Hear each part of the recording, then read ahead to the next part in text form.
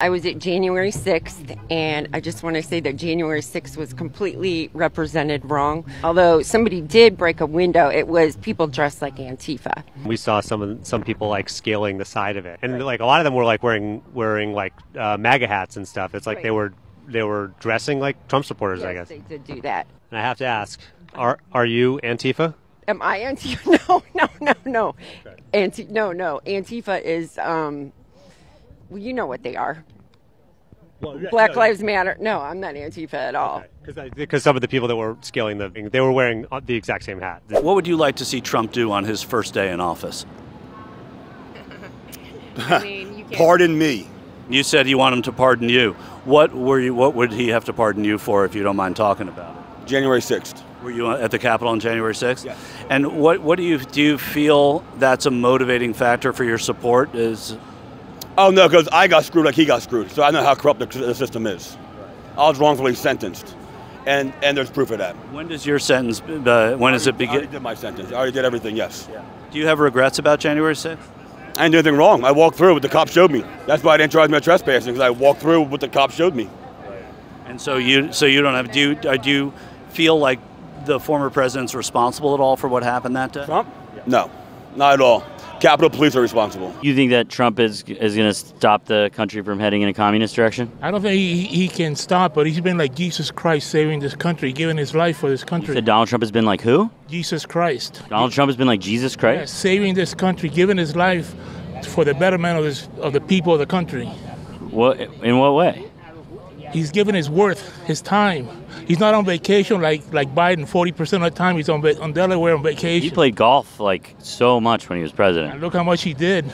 Well, he played a lot of golf. Yes. As election season continues to ramp up, we're probably going to hear this blasphemous comparison more often than normal. The Democrats and the fake news media want to constantly talk about, oh, President Trump is a convicted felon.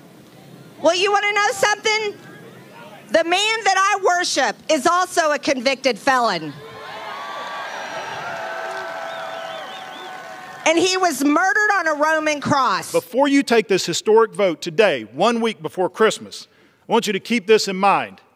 When Jesus was falsely accused of treason, Pontius Pilate gave Jesus the opportunity to face his accusers.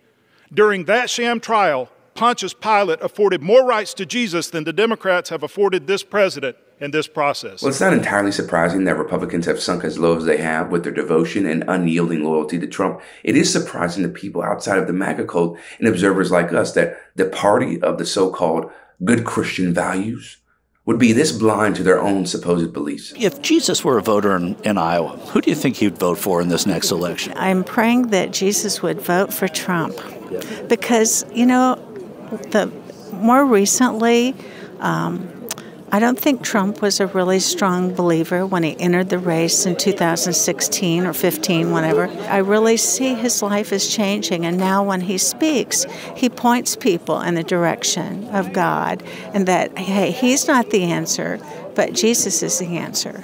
And President Biden goes to church every Sunday, right?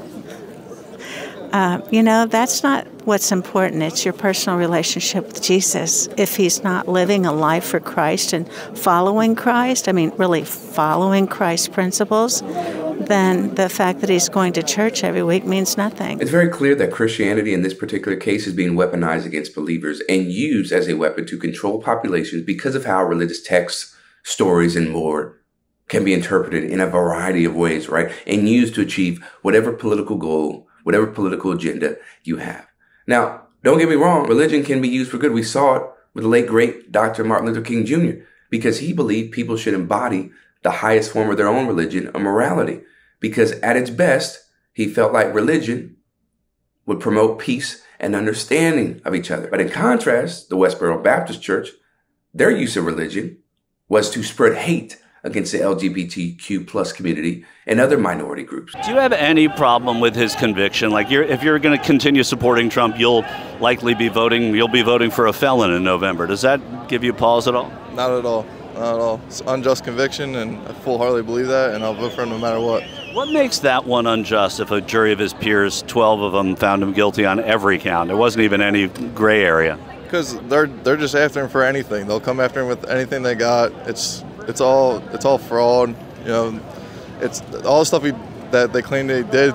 Like, is it really illegal like that? Like, does he deserve jail time for all that crap? Like, well, there's nobody saying that he's going to get jail time either. I mean, he broke the law and he was convicted. Doesn't mean he's been sentenced or is going to go to jail. Yeah, and all these Democrats break laws every day, and you know, where's their conviction? Well, Hunter Biden just got convicted last week. What do you think of that conviction? Well, it's a little late for that. He should have been convicted a long time ago with all the crap he's done. Well, a lot of the Democrats say Trump should have been convicted a long time ago. The point is, both were convicted.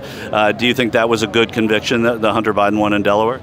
Yeah, I think so. I think there's a lot more that could be done for Hunter Biden. Well, what I'm getting at is, why is that one legit and the one against the former president not legit? It's all just a scheme just to get him so he can't run, because they know he's going to beat them. Trump is running to stay out of jail because Trump broke the law in trying to overthrow a democratically elected president in 2020. He knew he lost. He tried many legal ways to fight it. He lost in court over and over again.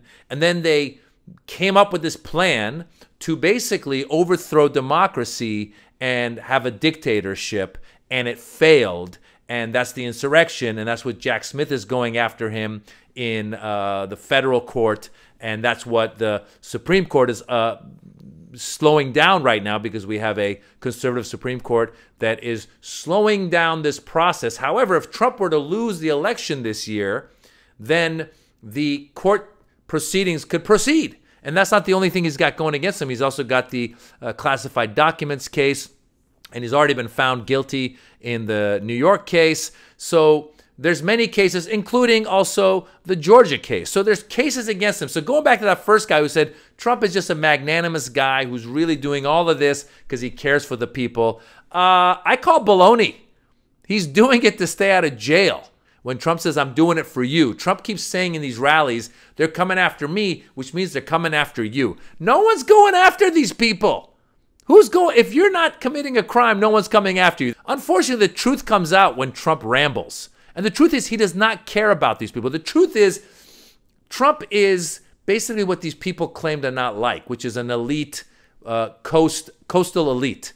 Trump, his whole life, has been running around in these circles, including with the Jeffrey Epsteins, but also before that with the Clintons and with other people that he liked before he decided to then take advantage of these people on the far right and say, I'm here for you. And of course, they are embracing him. But the truth is that he didn't care for these people. If you asked him to sit down with some of these people and actually have dinner, he probably wouldn't want to touch them. He's probably a germaphobe that wouldn't even want to touch them. So the fact is, somehow he's convinced these people that he cares for them when he doesn't. The tax breaks did not benefit these people, all right? Or even the far right. Actually, the right, the conservatives, have convinced a lot of people in the lower income brackets that they care for them when they really don't. If you look at the Affordable Care Act, which God forbid we call it the Obamacare, that helped a lot of these people that are going to these Trump rallies who don't have money, who needed insurance, but somehow the right, rich conservatives convinced these people that Obamacare and the Affordable Care Act was bad for them.